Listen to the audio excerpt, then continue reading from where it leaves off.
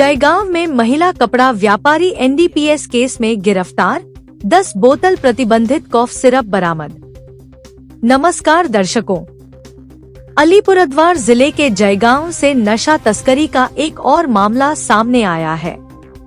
जयगांव ग्राम पंचायत 2 के देवकोटा टोल स्थित अटायर आराना कपड़ा दुकान के बिल्डिंग में छापेमारी कर पुलिस ने एक महिला को मादक पदार्थ के साथ रंगे हाथ गिरफ्तार किया।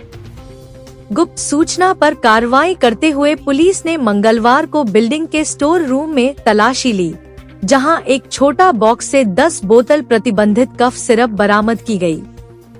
बरामद सामग्री को जब्त कर महिला व्यापारी बबीता शर्मा को एनडीपीएस एक्ट के तहत गिरफ्तार कर जयगांव थाना लाया गया।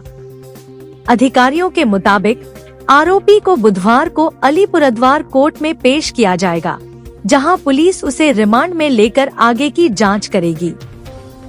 प्राथमिक जांच में पता चला है कि इस स्थान से नशीले पदार्थों की बिक्री की जा रही थी।